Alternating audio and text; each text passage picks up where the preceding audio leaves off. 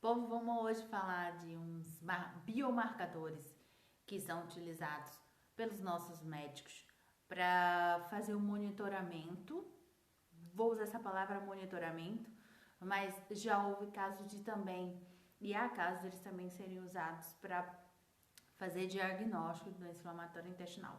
Vamos começar pela proteína C reativa, que é o nosso PCR, né? A proteína C reativa é uma proteína que é produzida no nosso próprio corpo, no caso, no nosso fígado, pelas células do fígado, onde, quando elas são produzidas, em termos de fisiologia humana, o que isso quer dizer? Quando há processo inflamatório ou infeccioso no corpo daquela pessoa, essa proteína ela é produzida pelo nosso fígado em maior quantidade. Então, quanto maior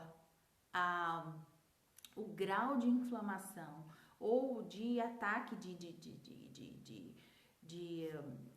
bactérias, ou seja, de bactérias que estejam ali fazendo um processo deletério em tecido, ou seja, atacando órgãos do corpo e promovendo a necrose e tudo mais, toda vez que isso ocorre, significa que o nosso corpo está em estado de alerta de inflamação. Então, é muito lógico a gente pensar que se o nosso corpo tem inteligência de sinalizar que isso está acontecendo para que as células de defesa, enfim, também ajam, então há toda uma comunicação dessa rede, né, entre essas células e substâncias e tudo mais, é um mecanismo meio que um feedback, uma vai, sinaliza para outra, e aí o corpo vai, manda e recruta os soldadinhos de defesa.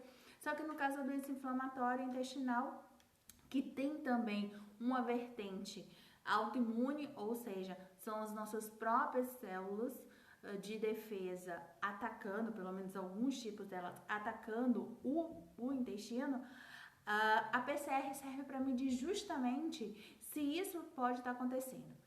Então, se o médico pede para você, né, vamos aqui medir a sua proteína C reativa, o seu PCR, por exame de sangue, ela é só feita por análise sanguínea, significa que a doença está ativa? Não.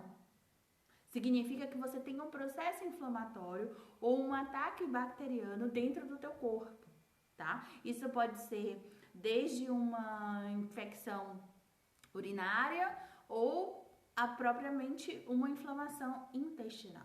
Então, assim, não, lógica pra gente se preocupar. Se ela tá ali em destaque, né? Você tem que, lógico, procurar o médico. Ou tem gente que até se automonitora, tipo, quando faz de vez em quando, vê que tá com uma febrezinha, vê que não tá muito bem, vai no laboratório às vezes e faz o pagamento pontual, porque às vezes nem precisa de requisição médica. Você faz e dá uma olhada e corre pro médico para poder o médico dar uma olhada no que está acontecendo quando a PCR está alta. Pode ser qualquer coisa, mas certamente significa que o seu corpo, sim, tem um processo inflamatório e sim, tem um processo, pode ter um processo também infeccioso aí ao redor. Existem estudos que demonstram que a PCR pode ser mais efetiva também no caso de monitorar se o tratamento dos medicamentos para doença inflamatória, tanto para o Crohn quanto para a retocolite ulcerativa, se está tudo indo bem. Então o médico às vezes pede no decurso do tratamento para ver se a medicação está deixando a doença quietinha. O que quer dizer? Se você toma uma medicação que é para fazer com que a sua mucosa intestinal ela não ela cicatrize, ela não fique inflamada, ela desinflame, ela se restaure, ela cicatrize, e você faz um PCR, né? Você não está totalmente assintomático, o médico pede um PCR, o PCR demonstra que tem alteração, é possível que o médico associe logo em seguida a outras estratégias de biomarcadores para avaliar se é o caso ou não de fazer uma colonoscopia, por exemplo.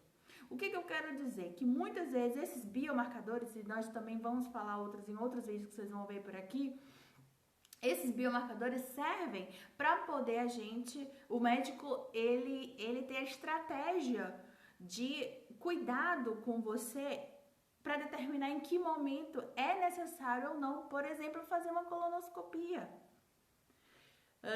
Então, não é o PCR isolado, tem outros biomarcadores, além de todo o acompanhamento que o teu médico faz e toda aquela anamnese que ele faz, conversando com você, vendo como é que você tá, como é que se você está sentindo dor, se não tá. Então, ele avalia tudo isso, e isso faz parte também do diagnóstico e do tratamento, da evolução do tratamento. Então, ele usa esses biomarcadores, inclusive, para ver se você está dando resposta à medicação, para ser determinante no momento exato de se fazer uma colonoscopia ou uma endoscopia, tá? E é por isso que ele associa PCR com outros, e nós vamos falar de outros. Entre o que é melhor, né? Se o PCR é melhor para indicar ou diagnosticar a doença de Crohn ou a retocolite, há estudos. E eu tô falando há estudos porque não tem como eu ler tudo, então eu dou uma lidinha em algumas coisas que indicam que ela é mais assim efetiva no momento de identificar uma doença de Crohn ativa do que necessariamente a retocolite. O que quer dizer que pessoas que têm retocolite ulcerativa podem ter um perfil de não manifestar uma PCR tão alta, mesmo a retocolite estando ativa. Tá? E é por isso que médico algum vai usar a PCR única e exclusivamente para determinar a terapêutica. Não, ele vai associar com outros parâmetros, outros biomarcadores. Então, é só para a gente saber que ela tem um pouco mais de sensibilidade para a doença de Crohn e retocolite ulcerativa. Mas os caras estão aí estudando e estão melhorando cada vez mais.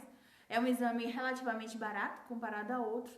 E eles estão estudando para que seja cada vez mais efetivo e mais eficaz. Mas, enfim, fica guardado que é um exame muito importante para a gente saber, qualquer pessoa, se está tudo bem com o nosso corpo, se tem algum ataque acontecendo fisiologicamente.